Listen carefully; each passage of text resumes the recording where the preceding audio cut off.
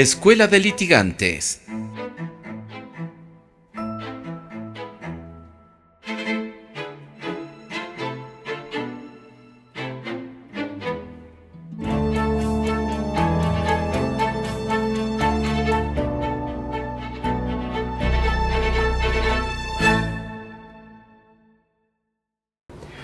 Bien, entonces decíamos, vamos a ver la diferencia de los elementos objetivos del tipo penal de omisión impropia con el de omisión propia. Prácticamente son los mismos, pero hay particularidades de contenido en cada una de ellas. Primero, hemos dicho la situación típica.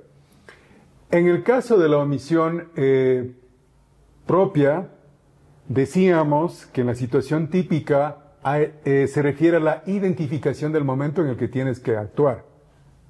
Evitar la omisión. Tienes que hacer y evitar la omisión, es decir, actuar, ¿no? Acá en el caso de la omisión impropia, ¿a qué se refiere la situación típica? Claro, es a lo mismo. Lo que haces, lo que pretendes dar cuenta del momento en que fácticamente, ¿verdad? De hecho, en el mundo externo, de la conducta, de los acontecimientos, de los hechos debes actuar. Eso es lo que te está diciendo. Pero con un plus. Claro, la pregunta en los delitos de omisión propia es que es un deber general. Por lo tanto, habrá que ver quiénes tienen que actuar ahí. En cambio, en los delitos de omisión impropia o la comisión por omisión, en esos delitos, la situación típica, lo que exige es tener en cuenta la posición de garante. Entonces dice, ¿quién tiene la posición de garante? De 4 o 5 personas que estamos aquí, ¿quién tiene la posición de garante? Tú tienes que actuar. ¿Se entiende esto? Esa es la persona llamada a realizar la conducta. Si no lo haces, omisión. Primer requisito. Segundo, la ausencia de la conducta mandada a realizar. Esto es muy lógico. Si en los delitos de omisión propia se decía que son delitos de mera actividad, no vas a ver un resultado. Solo veo la conducta, ¿verdad? La inactividad de la conducta, mera inactividad. En cambio, en los delitos de omisión impropia, decíamos que son delitos activos, resultativos. Entonces acá se va a mirar el resultado como tal. ¿Por qué? A consecuencia de la conducta. Se mira lo mismo. Ausencia de la conducta mandada a realizar. Sí, ¿qué tenías que hacer? Tenía que la madre dar de amamantar a su hijo, tenía que dar de lactar a su hijo. Y no lo hizo. Esa conducta tenía que hacerlo. Pero miremos algo más, es el plus. ¿Cuál? El resultado. ¿Por qué? Porque es un delito de resultado y solo se sancionan cuando hay resultados. ¿Se entiende? Entonces miras el resultado. Luego miramos el tercer requisito que tiene que ver con la capacidad personal para realizar la conducta. Entonces decíamos de la omisión propia, la capacidad personal está relacionada con una condición externa y personal. La condición externa, decíamos, la distancia espacio-temporal entre el sujeto activo y la fuente del riesgo. En cambio, en esa condición personal, decíamos la aptitud física y psíquica. Esta persona que está en estado etílico no le puede exigir a que se lance a la piscina a salvar la vida al que se está ahogando. El parapléjico no es apto físicamente, tiene inaptitud física, por lo tanto no puede exigir a que se lance a la piscina a salvar, ¿verdad? Pero ¿qué pasa entonces con estos elementos en el caso de la omisión impropia? Todos estos elementos, las condiciones del sujeto activo, del agente como tal, tienen que estar orientadas evidentemente a la evitabilidad. Como es un resultado, tienes que demostrarme que has realizado todas las conductas, tu actitud física y psíquica, la distancia espacio-temporal entre la conducta y la fuente de riesgo está orientada a la evitabilidad. Tienes que demostrarme qué has hecho para que se evite el resultado, porque solo se va a sancionar el resultado. Bien, entonces, dicho bien y mal, de forma muy rápida, esas son las características. Voy a repetir de forma muy rápida, ¿verdad?, para que se entienda cómo se ubica esto de la omisión propia y la omisión impropia. Vamos a los requisitos rapidísimo. Omisión propia, delitos de mera inactividad, se sanciona deberes generales. En tercer lugar, elementos objetivos del tipo, situación típica, ausencia de la conducta mandada a realizar. Y en tercer lugar, la capacidad personal. Dentro de la capacidad personal, condiciones externas y condiciones personales. Estos son los elementos, estos son requisitos de omisión propia. Vamos a la omisión impropia. La omisión impropia, en cambio, son delitos, primer requisito, son delitos activos resultativos. Estando en el mundo de la omisión, ¿se mira la acción? Sí. Esa es la complejidad. Se van a sancionar como si fueran delitos de acción y solo cuando haya resultados. Primero. Segundo requisito, solo se sancionan deberes especiales. En el delito de omisión propia, deberes generales. En la omisión impropia, solo deberes especiales. ¿Cómo miras los deberes especiales? A partir de la posición de garante. ¿Cómo nace la posición de garante? Ley, contrato y actuar precedente. Y el tercer requisito que hemos dicho, la capacidad personal para realizar los elementos objetivos del tipo penal. La situación típica, ausencia de la conducta y capacidad personal. Estos tres requisitos están orientados a la evitabilidad. Bien, esto en cuanto a los delitos de omisión propia y omisión impropia. Ahora, voy a pasar a explicar los delitos de medios determinados y delitos resultativos. Este es importante también. Y voy a plantear una interrogante, una pregunta, para que se piense, ¿verdad? Voy a dejar ahí una pregunta para que razonemos y pensemos en qué consiste este delito. Vamos a ver los delitos resultativos. Estos delitos de resultado o resultativos se puede calificar de esta forma, a diferencia de los delitos de medios determinados, ¿verdad? Delitos resultativos. En estos delitos resultativos solo interesa el resultado. Entonces, en estos delitos, miremos el ejemplo del homicidio. Trabajemos con este delito. El que matare a otro tiene una pena de 8 años. El supuesto de hecho es el que matare, ¿verdad? Esa es la conducta omisiva. Preguntas. Si el tipo penal se describe el que matare a otro, pregunta, ¿yo puedo matar con esto? Con una taza. ¿Puedo matar? ¿Puedo causar la muerte? Yo podría causar la muerte con un cuerpo contundente como una varilla o un palo golpeando. ¿Puedo causar la muerte? Sí. ¿Puedo causar la muerte con una piedra? Sí. ¿Y por qué el legislador entonces no ha descrito la conducta del que matare con una piedra? ¿Por qué no ha descrito la conducta del que matare a otro con una varilla? ¿Por qué no ha descrito el que matare con un palo? Si puedo matar con un palo. ¿Por qué no lo ha hecho? No lo ha hecho porque son delitos resultativos. En los delitos resultativos no me interesa el medio utilizado para lesionar el bien jurídico. Lo que interesa es el resultado como tal. Ahora que el medio frente al resultado, el medio utilizado frente al resultado debe cumplir un requisito, ¿sí cuál? La idoneidad del medio frente al resultado. La piedra con la cual tú has causado la muerte debe ser idónea para generar el resultado. El cuerpo contundente con el que utilizaste para generar el resultado debe ser idóneo. Ese es un delito de resultado. Por eso es que el legislador no describe las modalidades de conducta, porque son delitos resultativos donde solo interesa el resultado y no el medio utilizado para llegar al resultado. Interesa saber si mataste o no mataste. En segundo lugar están los delitos de medios determinados. En cambio, miren ustedes, estos delitos, en cambio, la modalidad comisiva está determinada. ¿Cuál es la modalidad comisiva? Bueno, miremos nuevamente el delito de estafa. Si y solo si se cumplen los elementos objetivos del tipo engaño, error, desplazamiento patrimonial y perjuicio, si y solo si se configuran estos 4 elementos objetivos específicos, hablamos de estafa. ¿Se entiende? Entonces, ¿por qué? Porque el legislador te dijo, si realizas la conducta de esa forma, ya está preestablecida la forma cómo debe cometerse la conducta para hablar de este tipo penal. Pues acá sí interesa el medio. Acá sí me interesa el medio. Y en el medio está preestablecida la modalidad de la conducta que debe realizar. Sí o sí realizas esa conducta, hablamos de tipo penal. Si no has realizado esa conducta, no se habla. A diferencia, contrario sensu, de lo que ocurre en estos delitos resultativos, donde no interesa el medio utilizado, sino el resultado. Luego están finalmente estos delitos de un acto o varios actos. Vamos a ver el delito de robo simple y el robo agravado. En el delito de robo simple esperas que se descuida la persona, aprendes físicamente el bien ajeno y te has llevado. Un solo movimiento corporal. En cambio, en los delitos de robo agravado, ¿verdad? De hurto agravado, ¿verdad? En cambio, realizas varias conductas de violencia física, ¿verdad? Y también te haces de la cosa ajena para sustraerte el bien ajeno. Bien. Esto es como una introducción a lo que hemos visto. Ahora voy a entrar a hablar ya de imputación objetiva. Entonces, para repetir rápidamente y que se entienda claro cuáles son los conceptos que debo tener claros para poder comprender esto que es un tanto más complejo que voy a hablar ahora, lo que hemos hecho es hablar del tipo penal. Ya sabemos lo que es el tipo penal, cómo está construido el tipo penal, y hemos mirado las clases de tipos penales, las más importantes. Bien, ahora voy a hablar de imputación objetiva. Para esto vamos a partir de una fórmula, la imputación objetiva. La imputación objetiva solo entra en la tipicidad, entra en el tipo penal, en el tipo objetivo. Ya sabemos lo que es un tipo objetivo. Si yo tomo un arma, apunto y disparo, tengo conducta y tengo resultado, todo esto es perceptible en los sentidos, y esto es un elemento objetivo del tipo, eso es el tipo objetivo. Bien.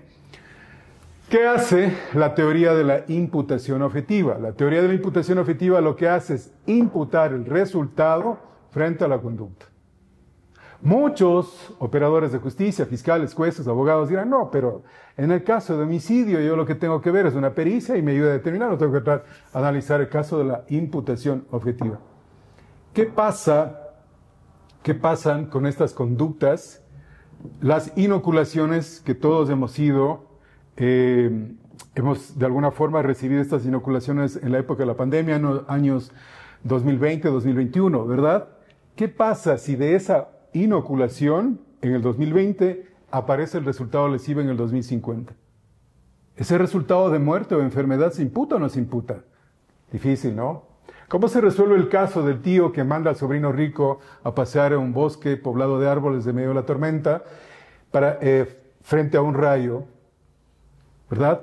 Cae el rayo, muere el sobrino, pregunta, ¿ese resultado de muerte se puede imputar o no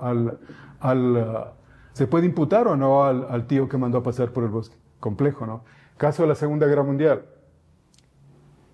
4 o 5 judíos al frente, o un judío al frente, y tenemos 5 francotiradores alemanes, soldados alemanes que apuntan al blanco. Todos a la cuenta de 3 disparan. ¿A quién se imputa ese resultado desde la perspectiva causal? Complejo. Esos son los casos complejos en los cuales trabaja la imputación objetiva para lograr una certidumbre, una certeza tanto fáctica como jurídica de imputación de resultados. Así que la fórmula es ubicarnos entre la posibilidad de imputar una conducta activa u omisiva frente a un resultado. Bien, para hablar de imputación objetiva tenemos que remitirnos a esta palabra alemana, el Zurechnung. El Zurechnung. El Zurechnung está compuesto por el prefijo zu y la palabra Rechnung. El prefijo zu significa dirección. Cuando uno está en Alemania y uno quiere ir a la universidad, uno dice Ich gehe zur Universitätik. Ich gehe zur Universitätik. Yo voy a la dirección. El zu es dirección. En cambio, el Rechnung se refiere a la cuenta que tienes que pagar en un restaurante. Entonces, el uno es dirección y el otro es cuenta. Si unimos la palabra, el prefijo zu y la palabra Rechnung, tenemos la palabra Zurechnung. ¿Qué significa la palabra Zurechnung? Dirigir la cuenta a alguien, hacer que alguien cargue la cuenta, que alguien asuma la responsabilidad de su propio hecho. Eso es lo que dice. Ustedes se preguntarán o nos preguntaremos, y bueno, ¿y por qué entramos a analizar todos estos temas a partir de una palabra extranjera como alemana, el Zurechnung? ¿Por qué no hablamos de la palabra imputar, del castellano, del español? Bueno, porque la palabra imputar viene del latín imputare, que significa podar. Así que el significado, la fuerza de expresión de esta palabra nada tiene que ver con la imputación. A mediados del siglo XIX surge una corriente de pensamiento filosófico llamado positivismo científico.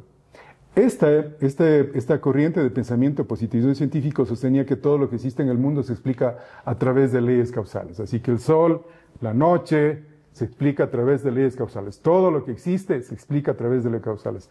Una consecuencia se explica a través de una causa, y esa causa a través de otra causa, de regreso hacia atrás. Todo se explica a través de leyes causales. Entonces, lo que se dijo en esa época es que si ese mundo se explica a través de leyes causales, bueno, el hombre que es parte de ese mundo, los resultados de las conductas del hombre también deben explicarse a partir de estas leyes causales. Entonces, si el hombre o si el ser humano toma un arma, apunta y dispara, ¿verdad? Entonces, entre ese resultado de muerte y la conducta del disparo debe exigirse una relación de causalidad. Eso es lo que dicen las leyes causales. Bien, aquí lo que se mira es la influencia de la filosofía de la ciencia en el derecho penal.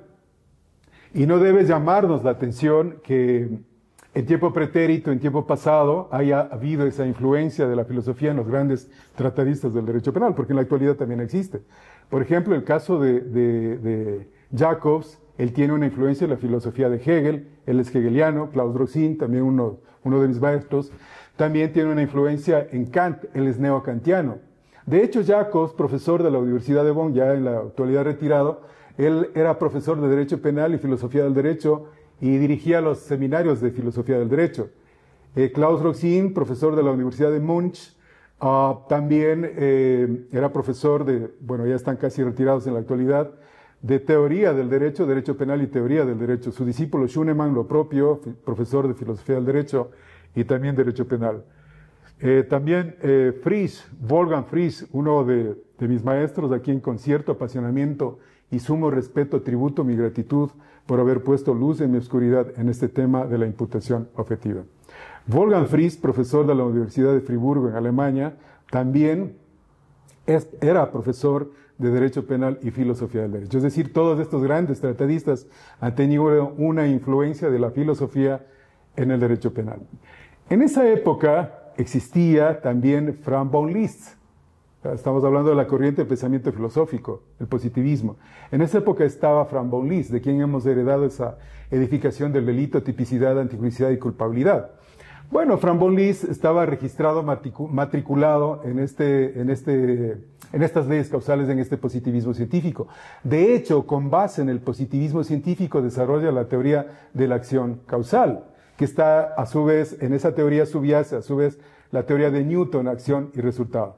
Así que entonces los penalistas de ese entonces habían dicho, si nosotros queremos lograr el éxito, como han logrado el éxito el éxito que han logrado las leyes naturales, como las ciencias naturales, un buen ejemplo era mirar lo que pasaba en la astrología, ¿verdad? Lo que pasaba en la botánica, en la química, en la física, habían alcanzado un gran desarrollo con estas leyes causales. Entonces los tratadistas, los penalistas de esa época habían acordado en que si querían alcanzar un gran desarrollo del derecho penal, había que trabajar con estas leyes causales, con estas leyes naturales, pero de forma metódica. Entonces, con esto, ¿qué es lo que quiero decir? Quiero explicar que esa es la razón por la cual entre un resultado y una conducta se exige la relación de causalidad. Esa es la razón. Ahora, una vez que tenemos claro por qué se exige la relación de causalidad, miremos qué ha hecho la doctrina para identificar la relación de causalidad. Entonces, la doctrina desarrolla una teoría que se llama la teoría de la equivalencia de las condiciones. ¿Para qué? Esa teoría estaba elaborada para descubrir la relación de causalidad entre el resultado y las conductas. Entonces, esa teoría de la equivalencia de las condiciones partía del siguiente aforismo. Dicho sea de paso, teoría que hoy por hoy nadie lo aplica, es una teoría muy cuestionada en la actualidad. Esta teoría se caracterizaba por lo siguiente. Esta teoría sostenía que todo aquel que ha puesto una condición, ha puesto una conducta, ha puesto una causa para un resultado. Todo aquel que pone una condición ha puesto una causa para un resultado. Esta teoría propone un modelo de imputación de regreso hacia atrás infinito. Entonces, el sujeto activo del delito de violación no solo es responsable el violador, responsable será el padre, la madre que alumbró al violador y por el cual está viviendo acá. Responsable será el carpintero que elaboró la cama donde se cometió el delito. Responsable será el arquitecto que edificó la casa donde se cometió el delito. Responsable del delito de homicidio no solo es el que disparó, responsable es el que fabricó el arma, responsable es el que prestó el arma, responsable es el que entregó el dinero para que se compre el arma. Es decir, un modelo de imputación de regreso infinito hacia atrás. ¿Por qué ocurría esto? Voy a explicar. ¿Por qué ocurría este problema en esta teoría hoy por hoy muy cuestionada de la equivalencia de las condiciones? Porque en esa época se aplicaba una teoría de autor unitario. Entonces, mirábamos que todos los que el delito tiene tres tiempos, ex ante, presente y ex post. A partir del momento presente hacia atrás, el momento presente de lesión de hacia atrás, no establecía diferencias. Todos caían en una sola bolsa y todos eran responsables. Modelo de imputación de regreso hacia atrás, autor unitario, todos son autores. ¿Por qué existía este error? Porque en esa época no conocían lo que hoy nosotros conocemos, la teoría del autor y el partícipe. Voy a detenerme a hablar un poco de las clases del autor y autor mediato. Voy a hablar un poco de esto también. Bueno, no se conocía esta teoría del autor y el partícipe. ¿Qué quiere decir esto? Si acá se habla de un autor unitario, todos hacia atrás responsables, bueno, la teoría del autor y el partícipe te quiere decir que todos hacia atrás no son responsables. Establece límites entre la etapa de ejecución y la etapa de preparación. Los autores actúan en la fase ejecutiva. Hay 3 clases de autores en el caso del Ecuador. Autor directo o material, autor indirecto, autor mediato, y el tercer está la coautoría, donde se mira el dominio funcional del hecho. Luego están los partícipes. Los partícipes actúan en una fase anterior a la ejecutiva. Por lo tanto, del partícipe no depende la lesión del bien jurídico. De los autores sí, porque actúan en una fase ejecutiva. Ahí podemos hablar de esta teoría del dominio de cursos causales, etcétera, etcétera, ¿verdad? Cuando está en la fase ejecutiva, cuando están los actos preparatorios. Pero el partícipe no es el que lesiona el bien jurídico. Y en los partícipes está el cómplice y el instigador. Y existe el principio de accesoriedad del partícipe frente al autor. Entonces no puedes tú juzgar, ojo con esto, operadores de justicia, porque se ha visto esto. Tú no puedes hablar de un cómplice o un instigador si no has encontrado al autor. ¿Cómo puedes hablar del autor si no existe el partícipe? Porque el partícipe es una figura accesoria al autor. Si no existe la parte principal, no existe lo accesorio. Si no existe el autor como tal, el que dispara, el que mata, no puede existir el que ayudó a que se compre el arma. El instigador o el cómplice no existen si no existe el autor principal. Bien, estas 2 figuras eran las que desconocían en la teoría de la equivalencia de las condiciones.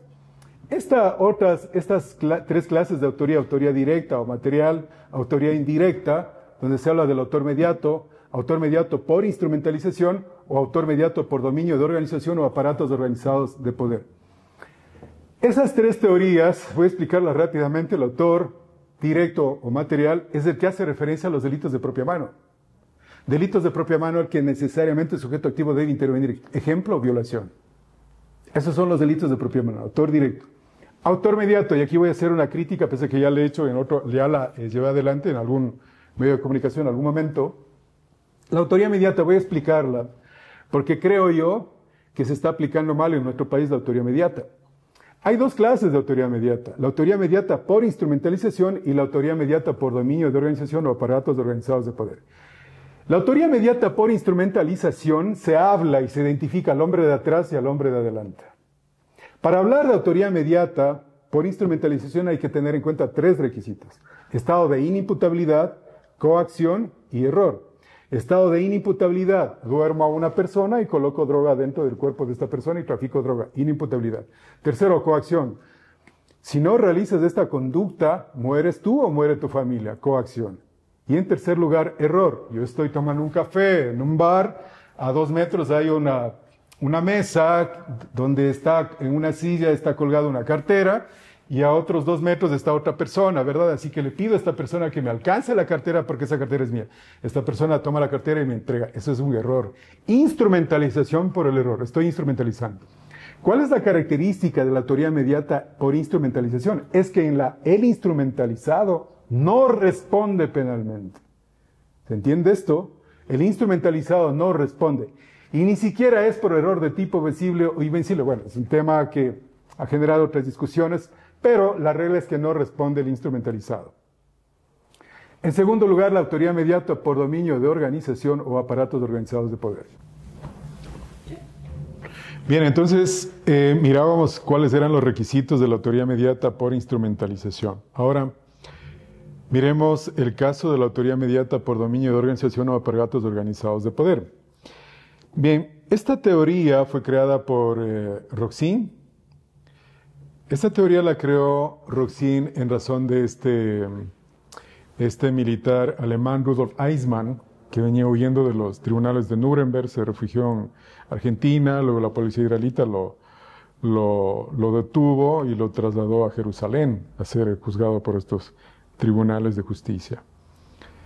Esta teoría, Roxin sostiene que fue creada porque daba cuenta de que los responsables de las muertes que se habían dado en la Segunda Guerra Mundial, los militares nazis, los jerarcas nazis de esa época, estaban siendo sancionados como partícipes. Entonces, claro, cuando realmente eran autores. Todo lo que decía Roxin es que no podían ser sancionados por una pena que no merezcan, porque el partícipe tiene una pena menor al autor. Así que estas personas eran autores y deben responder como autores. Esa es la razón fundamental por la cual se crea esta teoría de la autoría mediata por dominio de organización o aparatos organizados de poder, que se ha aplicado para juzgar algunos casos. Por ejemplo, Fujimori, que falleció en estos días, fue juzgado aplicándose esa teoría. Y algunos otros casos de relevancia en Chile, ¿verdad?, acá en América Latina. Creo que en Argentina también se aplicó esta teoría. Esta teoría exige, en cambio, tener 3 requisitos también. Primera, poder de mando. En segundo lugar, la fungibilidad. Y en tercer lugar, que actúen al margen del derecho. Primero, el poder de mando. Claro, todas estas estructuras deben tener un poder de mando. Deben tener un jerarca, un jefe. La cabeza que dirige estas estructuras criminales es el que decide a quién se mata, qué delito se comete. Es decir, estas estructuras criminales son fábricas de delitos. Están creadas para eso, para cometer delitos. Por eso exigen tener un poder de mando, un jefe, una cabeza visible al frente. Luego está esta figura de la fungibilidad. Esta es una figura muy importante. ¿Qué quiere decir esto? Esta figura es la que asegura que sí o sí va a cometerse el delito o la orden que ha dado el jefe, el que manda en la estructura criminal. Así que esa orden que ha dado se va a cumplir sí o sí. Y lo que es más, esta figura no ve como un requisito siquiera que el que da la orden, el jerarca, ¿verdad?, el que manda, la cabeza visible, ni siquiera conozca al que va a ejecutar. No es necesario, bajo esta figura de la fungibilidad. A su vez también, esta figura, ¿por qué asegura que se va a cumplir la orden sí o sí? Porque en el evento de que la persona, el miembro de la estructura criminal, sea el designado para cometer la orden, en el evento de que éste no pueda realizarlo, por A o B circunstancia, habrá otro que fungiblemente va a reemplazar y va a consumar la orden, va a cumplir la orden. ¿Se entiende esto? La fungibilidad asegura el cumplimiento de la orden sí o sí. Y en tercer lugar, exige que estas estructuras criminales actúen al margen del derecho. ¿Qué quiere decir esto? En estas estructuras, el mensaje de la norma permea a la inversa. Son estructuras que tienen o que subyacen o el sustrato de estas estructuras es una conducta criminógena. Entonces, el mensaje de la norma permea a la inversa. El judío es una persona, por lo tanto tienes que matarlo y tienes que acabar. Esos son los 3 requisitos para hablar de las estructuras de esta autoría mediata por dominio de organización o aparatos organizados de poder. Ahora, ¿cuál es mi crítica? Kent Hauser es otro tratadista alemán. Algún momento hablábamos en unas clases la opinión que él tenía respecto de estas figuras para sancionar las estructuras criminales. Pues claro, acá parece que hay una semejanza entre lo que es la coautoría. Parecería que casos que son propios de la coautoría podrían estar sancionándose bajo esta figura de la autoría mediata por dominio de organización o aparatos organizados de poder. Claro, en el gobierno de un país, por ejemplo, cuando se piensa que el que lidera o el presidente de una nación, de un estado como tal, lidera una estructura criminal con sus ministros, con sus funcionarios, etcétera, etcétera, parecería que esa es una configuración. Se piensa que en estas configuraciones, en estas estructuras, si cabe el nombre de estructuras, ¿verdad?, podría aplicarse esta teoría. Y yo creo que hay que analizar ciertas particularidades de la coautoría frente a estas estructuras criminales. Porque si nosotros miramos cuál es la semejanza, por ejemplo, en el caso de la coautoría, miramos que hablamos de una pluralidad de sujetos activos. Lo propio ocurre en las estructuras criminales. Por eso parece que hay que mirar, analizar estas peculiaridades, tanto teóricas, normativas, como fácticas de estructuras de estos grupos delincuenciales, porque podríamos encontrarnos frente a otra estructura criminal o un grupo delincuencial o una banda de delincuentes que actúan bajo la figura de la coautoría. Bueno, no es el tema de discusión el que estamos trayendo ahora, el que estamos explicando, pero dejo ahí la interrogante para que se piense. Volvamos nuevamente, hablábamos de la teoría de la equivalencia de las condiciones. Decíamos que era una teoría que ofrece un modelo de imputación de regreso hacia atrás, infinito. Decíamos que aquí se aplicaba la teoría del autor unitario porque no se conocía esta teoría que conocemos, la teoría del autor y el partícipe. Por eso es que todos caían en un solo saco, y en la actualidad no. Hay unos que actúan en la fase ejecutiva y otros que actúan anteriormente en los actos preparatorios. Bien, Esta teoría de la equivalencia de las condiciones trabajaba con una figura, con una fórmula que se llama la conditio sine qua non, condición sin la cual no aparece el resultado. Y es decir, esta figura lo que te dice es que mira, por un momento realiza un ejercicio de abstracción mental. Elimina de tu mente la conducta que crees que es causa de resultado. Si eliminas esa conducta, desaparece el resultado, esa conducta es causa de resultado.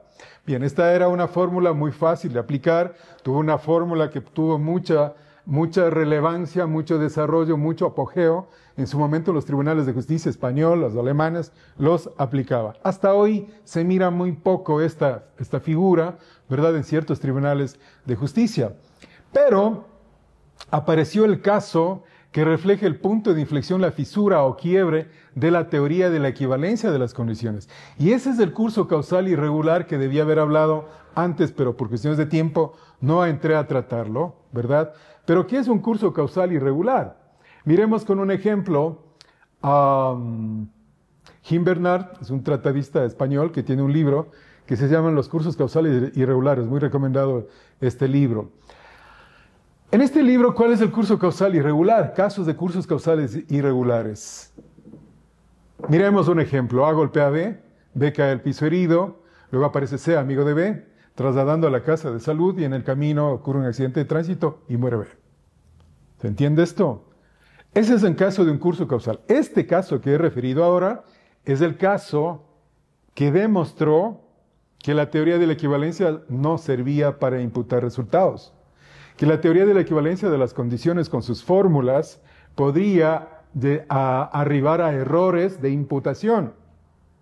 Que esta teoría era contraintuitiva en muchos casos, ¿verdad? Entonces, miremos cómo soluciona, cómo el causalismo, porque trabajaba con esta teoría de la equivalencia de las condiciones, no pudo solucionar este ejemplo. Miremoslo claramente y luego vamos a ver la magia de Claude Rosin que sí resuelve este ejemplo que lo voy a citar ahora. A golpea a B, B cae al piso herido, luego aparece C trasladando a B a una casa de salud y en el camino ocurre un accidente de tránsito por el cual muere B. Miramos que hay dos conductas. A golpea a B, luego existe la conducta de C que traslada a B y en el camino imprudentemente contesta al teléfono, ¿verdad? Olvida que el semáforo cambió a rojo y cruza y se produce un accidente de tránsito y muere B. Entonces, ¿qué te dice esta teoría de la equivalencia de las condiciones? La fórmula de la conditio sine qua non. Te dice, abstrae de tu mente una conducta y si al abstraer esa conducta desaparecen los resultados, quiere decir que esa conducta es causa de resultado. Entonces, si en este caso yo desaparezco la conducta de A que golpeó a B, la pregunta es, ¿todos los cursos causales ex post desaparecen? Y la respuesta es sí. Claro. Entonces, según esa teoría, la muerte de B por accidente de tránsito, por imprudencia de la conducta de C, habría que atribuir a esta conducta. Claro, acá es donde se detuvieron los tratadistas del derecho penal y dijeron, sí, aquí algo está mal. Los mismos causalistas retrocedieron y dijeron, sí, esto está mal. Es contraintuitiva esta teoría, así que entonces no va más esta teoría. Esta teoría se quedó ahí y el caso este caso no lo pudo resolver el causalismo. Vamos a ver cómo resuelve ahora sí la imputación afectiva de Claude Rosin. Bien, antes ya de entrar a hablar de la imputación afectiva, quiero responder dos preguntas. Primera, ¿qué es imputación afectiva y por qué hablar de imputación afectiva? Primero, ¿qué es imputación afectiva? La imputación afectiva es el conjunto de pautas y criterios que sirve para tres cosas. Primero, dota de un significado a un hecho. Dota de un significado a un hecho. En segundo lugar, dota de un sentido penal a una figura delictiva respecto de un tipo penal en concreto. Y en tercer lugar, permite subsumir el hecho en el tipo efectivo. Vamos a ver. Primero, dota de un significado a un hecho. Si yo realizo este movimiento cuando camino en la calle y al otro lado de la acera observo a un amigo y realizo este movimiento, dota de un significado a un hecho. Este hecho tiene un significado saludo, ¿verdad? Si con esta misma mano tomo un arma, apunto y disparo, ¿verdad? ¿Qué hace la imputación afectiva? Dota de un sentido penal a una figura delictiva respecto de un tipo penal en concreto. Entonces, si tomo el arma, apunto y disparo, la imputación afectiva me dirá que esto es un homicidio, ¿verdad? Luego viene la subsunción del hecho en el tipo objetivo, claro. El hecho que has realizado el resultado de muerte tiene que subsumirse en la descripción típica del homicidio. Esto es lo que hace la imputación objetiva, dicho de una forma muy epidérmica, muy rápida. Bien. Ahora sí, señores, paso a hablar de la imputación objetiva como tal y espero que se entienda, espero que se comprenda. Voy a tratar de explicar un poco más pausado para que se entienda estas teorías muy complejas. Vamos a hablar de imputación objetiva de Klaus Rosin. Klaus Rosin desarrolla la teoría de la imputación objetiva para los delitos de resultado. Él sostiene que la teoría que él ha desarrollado no sirve para los delitos de mera actividad. Bien, Klaus Rosin exige 3 requisitos. Primero, creación de riesgo jurídicamente desaprobado. Segundo, realización del riesgo en el resultado. Y en tercer lugar, exige que el resultado esté dentro del ámbito de protección de la norma o alcance del tipo penal. Bien, vamos a ver. Primero, creación de riesgo. Este requisito es el que a mí me llevó muchos años. Después de que yo había vuelto estudiando en Europa, ¿verdad? Me quedaba siempre esta idea de la creación de riesgo, ¿verdad? Siempre me quedó ahí esa idea. Así que decidí investigar un poco más y publiqué hace unos 3 o 4 años un libro que se llama Punto de inflexión de la imputación objetiva en el COIF. Es un libro que dediqué a mis maestros y amigos Santiago Mirpuz, Jesús Silva Sánchez, Ricardo Robles Planas, y por alguna equivocación, una incuria mía, no está la dedicatoria a uno de los principales maestros míos, que es Wolfgang Frisch, profesor de la Universidad de Friburgo en Alemania. Como lo dije, es un tratadista a quien con cierto apasionamiento tributo mi gratitud por haber puesto luz en mi oscuridad en este tema de la imputación objetiva. Creación de riesgo. ¿Qué es la creación de riesgo? En los libros siempre se encuentra esta palabra, creación de riesgo, jurídicamente desaprobada, creación de un riesgo penalmente relevante o creación de riesgo prohibido. Las 3 formas de distinguir el riesgo es lo mismo, se está refiriendo a lo mismo. Creación de un riesgo prohibido, jurídicamente relevante o penalmente relevante, ¿verdad? Quiere decir lo mismo. ¿Qué significa esto? Son los riesgos que quiere evitar el derecho penal. Entonces, tengo un riesgo prohibido y del otro lado tengo un riesgo permitido. ¿Qué significa el riesgo permitido? El riesgo permitido, hay un libro que se publica en el año de 1983, lo escribe Ulrich Beck, es un sociólogo alemán, un libro pequeño, rojo. Este libro se llama La sociedad del riesgo. En este libro, este sociólogo explica, este libro hay que leerlo con otro que se llama La expansión del derecho penal de Silva Sánchez, para entender los riesgos permitidos. Los riesgos permitidos son riesgos que debe tolerar una sociedad para existir como tal. Entonces, que tú camines por la calle, te resbales, caigas al piso y te rompas un brazo, ese es un riesgo permitido. ¿Entiendes? Eso es un riesgo permitido. Que camines bajo la lluvia y caiga un rayo y mueras es un riesgo permitido. Son riesgos que la sociedad debe tolerar para existir como tal. Hoy en esta vida moderna, por ejemplo, las centrales hidroeléctricas proveen de luz a todo el mundo. Hoy que estamos viviendo los apagones, miramos cómo se interrumpen nuestras actividades. Nuestra vida no es normal sin la luz. Esas centrales hidroeléctricas generan un peligro frente a los lugares que están poblados de personas. Y sí, claro, generan un peligro. Pero esos riesgos tenemos que tolerar como tal. Esos son los riesgos permitidos. Los riesgos permitidos concretamente aparecen en el tráfico rodado, en el tráfico aéreo y en el tráfico marítimo. Tráfico rodado, que conduzcas un auto implica un riesgo. Tomas un taxi implica un riesgo. Tráfico aéreo, tomas un avión, vuelas en el avión implica un riesgo. Tráfico marítimo, navegas en un barco implica un riesgo. Ese es el riesgo permitido, pero debes asumir esos riesgos. ¿Se entiende? Para que la sociedad como tal exista. Ese es un riesgo permitido. Así que entonces, la idea del riesgo permitido está acá y la idea del riesgo prohibido está acá. Pero aún no hemos terminado, no hemos contestado la pregunta ¿qué es el primer requisito de creación de un riesgo jurídicamente desaprobado? Bien, yo en mi libro lo explico de la siguiente forma. ¿Cómo se entiende esto del riesgo prohibido? Imaginemos, por un lado, que tenemos una persona aquí sobre la cual descansa una manzana. Al frente tenemos un francotirador. El francotirador apunta a la manzana. Preguntas, ¿se crea un riesgo ahí? Si el francotirador apunta a la manzana, ¿hay un riesgo ahí? No, la respuesta es sí. Bien, ahora quitamos la manzana y ahora apunta a la cabeza. Pregunto, ¿hay un riesgo ahí? ¿Hay un riesgo o no? Cuando esto hablo en clases, los criterios comienzan a cambiar. Sí, porque es complejo hablar de los riesgos. Pero la respuesta es que sí, claro, sigue existiendo el riesgo. Ahora apunto a quemarropa. ¿Hay un riesgo? Sí, claro. Entonces, ¿qué es lo que ha pasado aquí? Aquí se ha incrementado el riesgo. Aquí se mira el incremento del riesgo que habla Roxin, se va incrementando el riesgo. Pero la pregunta clave es, ¿qué pasa cuando yo disparo? Si después de que yo disparo, voy a tener como resultado, perdón la redundancia, un resultado o un riesgo. ¿Qué es lo que tendré? Seguramente todos, ahí ustedes en sus oficinas, en sus aulas, en sus escritorios, probablemente dirán, claro, si dispara voy a tener un resultado. Pero si yo pregunto, como me ha pasado acá en algunos escenarios, algunos colegas también que están en la academia, les he preguntado, si tú tomas un palo y golpeas a una persona, ¿hay un riesgo? Sí, claro que hay un riesgo. ¿Por qué hay un riesgo? ¿Por qué hay un riesgo si yo golpeo a una persona? Si cuando yo golpeo no existe riesgo, está la lesión ahí. ¿Por qué hay un riesgo? Entonces, ¿de qué hablamos?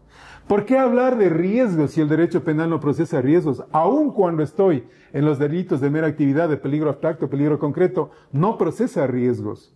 ¿Por qué hablar de riesgos? Bien, entonces, cuando realiza la conducta del disparo, volvamos acá, ¿qué es lo que ha ocurrido? ¿Qué es lo que tengo después de que disparo? Todos vamos a coincidir en que vamos a tener como resultado, perdón la redundancia, un resultado. Sea de lesión o de muerte, pero hay un resultado. Si todos estamos de acuerdo en que después de que disparas hay un resultado y no un riesgo, permítanme decirles que estamos equivocados. ¿Por qué?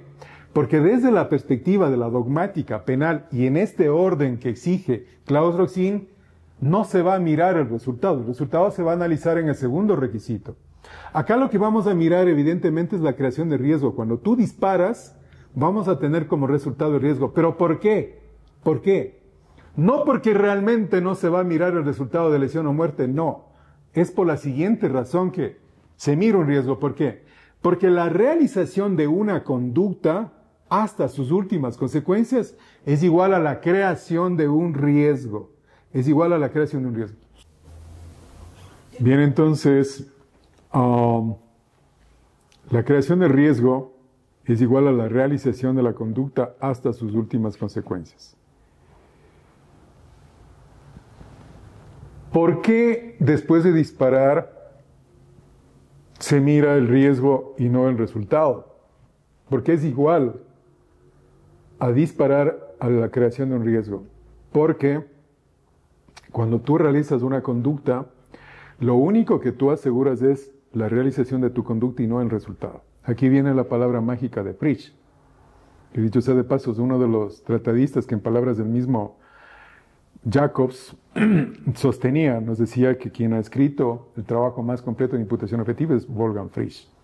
Frisch sostiene que los resultados son cuestión de azar. Esa es la palabra mágica. El resultado es cuestión de azar. Entonces, si el resultado es cuestión de azar, a ti se te va aquí, tú solo puedes asegurar la realización de una conducta. Por eso, crear el riesgo es igual a realizar una conducta. El resultado se estudia aparte. En mi libro cito ejemplos, ¿no? ¿Por qué es la realización de una conducta? Miramos el caso del futbolista Salvador Cabañas, estaba en una discoteca en México, se lo disparó a la cabeza y no se miró el resultado como tal. Solo se mira la realización de la conducta. Estos canales, hay dos canales, en Rusia también ocurrió esto, en el Asia, ya es redundante, es repetitivo, recurrente.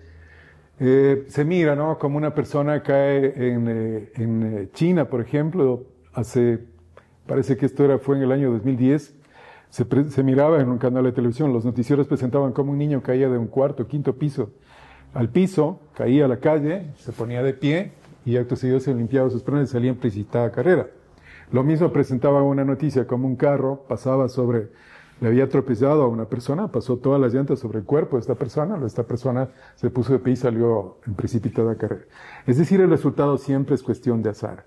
Por esto es que la creación de riesgo es igual a la realización de una conducta hasta sus últimas consecuencias, muy semejante a la tentativa. De hecho, el cumplimiento solo de este primer requisito se va a entender como la tentativa como tal. Ahora, en mi libro yo cito un ejemplo, me invento un ejemplo para poder explicar de mejor manera lo que es la creación de riesgo.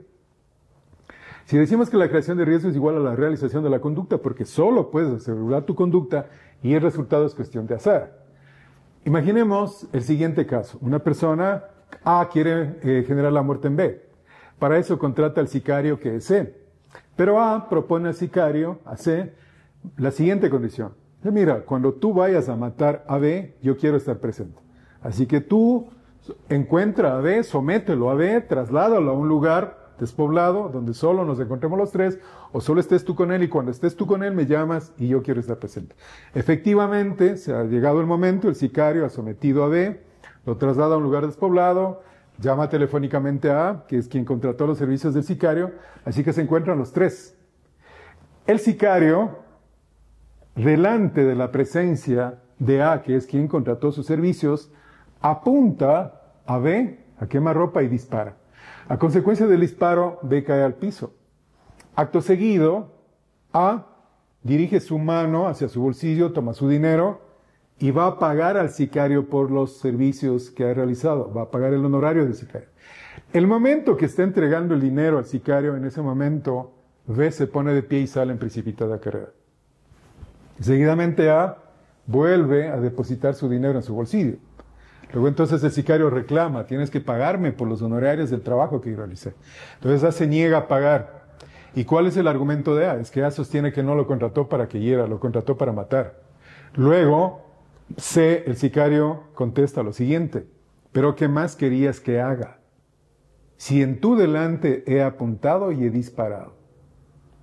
Entonces, lo que ha hecho el sicario es realizar todos los actos conducentes al resultado. Todo lo que tenía que hacer. Es decir, ha creado un riesgo. Pero el resultado no ha aparecido. ¿Por qué? Porque se ha puesto de pie la víctima y salió en precipitada carrera. En mi libro, este es un minúsculo aporte mío hacia esta teoría de la imputación objetiva, yo sostengo que para hablar de la creación de riesgo deberían mirarse dos elementos. ¿Cuál? Debería hablarse de la dominabilidad de cursos causales y el agotamiento fáctico de la conducta. De hecho, el ejemplo que propone Trager, ¿verdad? El tío que manda al sobrino rico a pasear por un bosque en medio de la tormenta con la esperanza de que muera alcanzado por un rayo y al final muere el sobrino alcanzado por un rayo. De hecho, ese resultado no se imputaría desde mi perspectiva al tío porque el tío no domina cursos causales. Porque el tío no ha realizado ninguna conducta fácticamente para que se agote. Entonces, en mi libro yo planteo una fórmula. Si tú dominas cursos causales y has agotado la conducta fácticamente, estás en el ámbito del riesgo prohibido. Y por lo tanto los resultados se te van a imputar. Tu conducta es socialmente inadecuada. Cuando dominas cursos causales ya has agotado la conducta. Y el resultado se te va a imputar. En cambio, si no dominas cursos causales, si no agotas fácticamente la conducta, estás en el ámbito del riesgo permitido y los resultados no se te van a imputar, que es el caso del tío que manda a heredar, que manda a matar a su sobrino. Esta teoría, esta perspectiva, es cuestionada por Sanguinetti, este tratadista argentino, y Zielinski, que es un tratadista ya un poco retirado del derecho penal, este tratadista alemán. Bueno, ellos cuestionan esta postura de la creación de riesgo, ¿verdad?, que está apartada del resultado. Entonces ellos, pero claro, no cuestionan lo que ha sostenido Frisch en tema del azar. Lo que cuestionan es que si en todos los delitos, tú solo aseguras la realización de la conducta, lo que ellos sostienen es que todos estos delitos deberían sancionarse como tentativas acabadas. Bien, este es el primer requisito. Por cuestiones de tiempo voy a aligerar un poco más. Segundo, realización de riesgo en el resultado. Esto voy a explicar con dos ejemplos. El resultado se mira en el riesgo. El resultado va a ser siempre igual al riesgo que has creado. Si el riesgo es de color amarillo, el resultado también tiene que ser amarillo. ¿Cómo se explica esto? Imaginemos que dos abogados están en el piso 10 de un edificio tomándose un café. Como ahora, por ejemplo, si yo tengo un colega que está acá, le invito a tomar un café. Tómate un café, se toma el café. Después de 5 minutos, le hago saber que en el café que se tomó había veneno. Por lo tanto, el veneno va a surtir efecto en 20 minutos. Así que entonces, ¿qué es lo que hace el abogado, el colega? Al dar cuenta de que ha ingerido veneno, lo que hace es salir en precipitada carrera de la oficina, ¿verdad? Sale, ni siquiera espera el ascensor, baja corriendo las gradas, sale del edificio, cruza la calle y muere atropellado por un taxista. Preguntas, ¿a quién se imputa ese resultado? Ese resultado de muerte, de haber muerto, atropellado por un resultado, se me puede imputar a mí, que di a beber una sustancia venenosa y que a razón de la cual salió en precipitada carrera de mi oficina y cruzó la calle y murió atropellado por un taxi. Y la respuesta es, no se me puede imputar a mí, se le imputa al taxista. ¿Por qué? Porque no aparece, no se realiza el riesgo en el resultado. He creado el riesgo de envenenamiento, ha tomado todo el café con veneno, pero al final no murió envenenado, murió por otra causa. Se entiende creado el riesgo, pero el riesgo de envenenamiento no se realiza en el resultado. Por lo tanto, solo se cumpliría el primer requisito que exige Claude Racine, creación de riesgo jurídicamente desaprobada.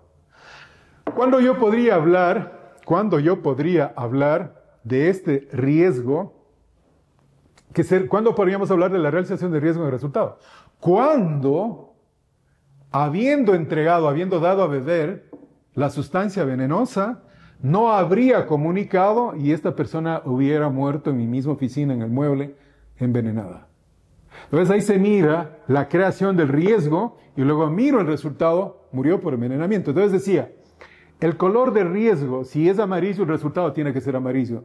Entonces si creaste el riesgo de envenenamiento, el señor tiene que morir envenenado. Ahí se cumple el segundo requisito de Claude Racine. Voy al tercero para avanzar a los criterios de Jacobs. El tercero es un poco más amplio, más complejo. El tercero, una vez que se han cumplido los dos requisitos, ¿verdad? Voy a explicar rápido. ¿Recuerdan que les decía cuál era el punto de inflexión fisura de esta teoría de la equivalencia de las condiciones que no resolví este ejemplo? Hablamos del curso causal irregular, que A golpea B, luego aparece C trasladando a una casa de salud. Bueno, este ejemplo no lo resolví el causalismo, la teoría de la equivalencia de las condiciones. Claude Racine sí lo resuelve. ¿Cómo lo hace? Claude Racine dice, mira quién crea el riesgo. Entonces, la pregunta en el ejemplo que hemos analizado, ¿quién ha creado el riesgo imprudente, culposo, de muerte por accidente de tránsito de B? La persona que infringió el deber de cuidado. Por lo tanto, ese resultado se imputa a quien ha creado ese riesgo. ¿De qué se le puede imputar a A cuando golpeó a B? De la lesión. Creó un riesgo de lesión y cayó al piso. Luego se iba al hospital, que en el hospital ocurrió un accidente de tránsito por la imprudencia de C, se le imputa el resultado de muerte a C. Así es como se resuelve. Vamos al tercer y último requisito de Claude Racine. El tercero y último requisito exige que el resultado esté dentro del ámbito de protección de la norma o alcance del tipo penal. Bien. En materia penal existe el principio de exclusiva protección de bienes jurídicos. Quiere decir que los tipos penales se crean para proteger bienes jurídicos. Un tipo penal se crea para proteger bienes jurídicos. Si la Constitución te garantiza el derecho a la vida, la Constitución lo que hace es prohibir conductas que atenten contra el derecho a la vida. ¿Cómo lo hace? A través de los tipos penales.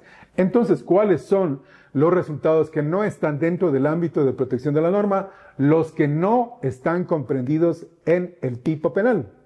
Esos son los que no están. ¿Y cuáles sí están? Precisamente los que están comprendidos en el tipo penal, los que quiere evitar el tipo penal, con el homicidio, la muerte, ¿verdad? Con el robo, la protección de bienes jurídicos de la propiedad, etcétera, etcétera. Ahora bien, hay tres casos fundamentales que no están dentro del ámbito de protección de la norma. Primero, los casos shock. Segundo, resultados tardíos. Y tercero, los casos de autopuesta en peligro. Primero, vamos a ver los casos de shock.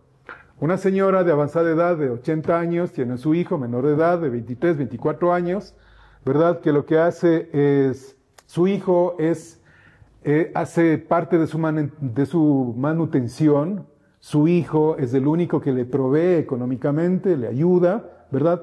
Así que un mal día viene en conocimiento de que su hijo ha muerto.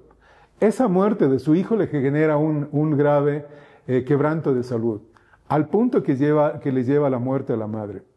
Preguntas, ¿yo le puedo imputar este resultado de muerte de la madre al taxista que atropelló a su hijo? Y la respuesta es no. ¿Por qué no? Claude Racine sostiene que no se puede porque el derecho penal no puede intervenir, no puede impedir el tráfico del contacto social. Que el derecho penal genere estas rémoras, que el derecho penal entre a sancionar estas conductas, lo que hace es impedir la afluencia de conductas en la sociedad, impide el tráfico del contacto social, impide la dinámica del contacto social entre personas, por lo tanto el derecho penal no puede entrar. En la Corte Nacional, algún momento me invitaban a hablar de este tema, yo preguntaba, bueno, ¿y cómo se entendería esto cómo se entendería? ¿Por qué no se imputaría el resultado? Y me contestaban en una de estas cortes de justicia que me habían invitado, me decían, bueno, a ver, no se impute el resultado y me daban dos respuestas. La una, porque no está descrito el tipo penal así. El que matare a la madre matando al hijo, etc. No está descrito de una forma directa. Y la segunda me decían porque no hay una intervención directa en la lesión del bien jurídico de la madre. Miremos, estas dos respuestas son las correctas. La primera, porque no está descrito de esta forma. Mirábamos que en los delitos de resultado la modalidad comisiva no se describe. No te describe yo mato con una piedra, el que mata con una piedra. No es necesario describir la conducta. Lo que interesa es el resultado. Por lo tanto, esa respuesta es incorrecta. La otra, porque no hay una intervención directa. Ahí está el caso de la autoría mediata. El autor mediato está en la China, está en Corea, está a miles de kilómetros de acá, y el ejecutor está en otro país. Por lo tanto, tampoco es correcta esa pregunta. Acá en Riobamba ocurrió un caso, bueno, me parece que hace un año estuve también acá en otro evento académico que me habían invitado a la fiscalía, me parece, y hablábamos también de estos temas, ¿no? Y acá daba cuenta de un caso que se resolvió, no sé si ustedes recordarán, hace 5 años, creo, 6 años, había un delito acá que se sentenció por violación. Pues este caso, habían una pluralidad de sujetos activos, creo ahí eran 2 o 3 violadores. Se los condenó en primera instancia, en segunda instancia se confirmó la sentencia, luego se interpuso el recurso de casación. Llegó a Quito y claro, en Quito como siempre suelen tardarse las resoluciones. Mientras estaba en trámite la casación, la víctima se suicidó. Entonces, ¿qué hizo la Corte Nacional? Cambió el tipo penal, lo cambió por violación con muerte. ¿Esto es correcto o es incorrecto? La respuesta es incorrecta. Lo que hizo la Corte Nacional en ese entonces era incorrecto. ¿Por qué? Porque no podía es decir, la respuesta hacia la lesión del bien jurídico de la vida es una autopuesta en peligro. ¿Verdad?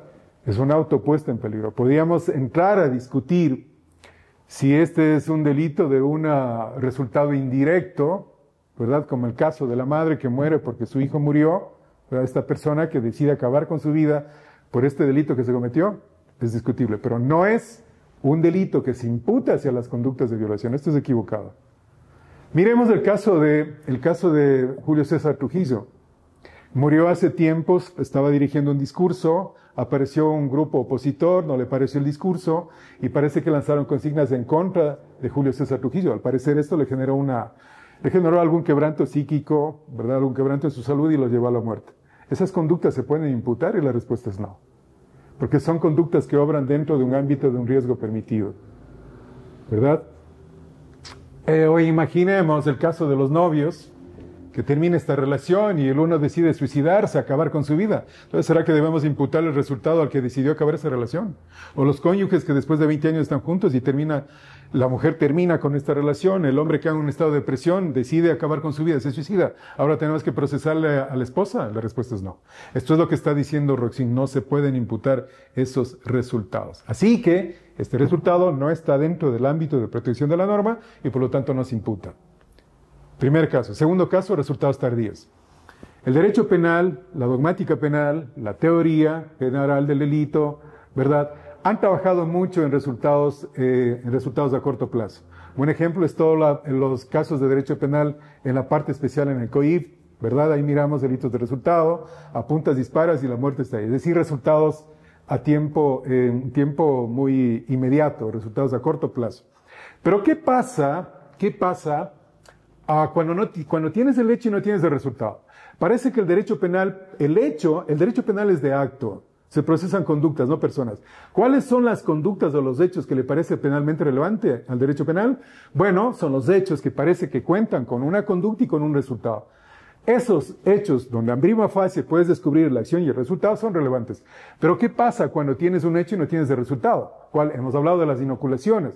Se inocularon en el 2020 una vacuna en contra del COVID y aparece el resultado en el 2060. ¿Se imputa o no se imputa ese resultado? Las famosas radiaciones, cuando vas al médico traumatólogo, te pide, hazte una radiografía, te vas a hacer una radiografía y esas radiaciones con el tiempo van a generar afectaciones a la salud. Hay un caso de un estudiante de universidad en Alemania, Rudi Kuschit. Este es un estudiante que era un dirigente estudiantil. Un día en una marcha, ¿verdad? Estaban lanzando consignas y aparece la policía, ¿verdad? Reprimiendo estas marchas. Así que dispara la policía una bomba lacrimógena y pega a la cabeza de Rudi Kuschit. Rudi Kuschit, a consecuencia de esto, es trasladado al hospital y permanece en terapia intensiva por un mes. Luego se recupera. Luego al policía causante de este disparo se lo procesa por tentativa de homicidio. El policía cumple su pena y recupera su libertad. Después de que recupera su libertad, Rudi Kuschid, este es un caso real en Alemania, después de que él recupera, claro, habían quedado secuelas de este disparo que él recibió. Entonces, un mal día, porque siempre hablamos de malos días en estos ejemplos de derecho penal, un mal día, el Rudi Kuschid estaba duchándose y así que esas secuelas consistían en que él perdía el conocimiento, ¿verdad? Y se desmayaba. Y pasó esto en la ducha y se murió. Preguntas, ¿ese resultado se puede imputar a la persona que ya fue condenada y procesada por tentativa? Problemas de imputación, ¿verdad? Resultados tardíos. Nuevamente pregunté en alguna corte de justicia que se me había invitado, no sé si fue Corte Nacional o Provincial, no recuerdo, pero un tribunal de justicia. Preguntaba por qué no se imputan estos resultados y les pregunto a ustedes. Y alguien me decía porque está prescrito. Claro, si te inoculó en el 2020 y el resultado aparece en el 2060, está prescrito. ¿Estará prescrito o no? Y la respuesta es que no. Están equivocados. ¿Por qué no se puede hablar de la prescripción? Porque la prescripción solo se cuenta a partir del momento que aparece el resultado, no antes. Si no aparece el resultado, no sabemos si existe o no un delito.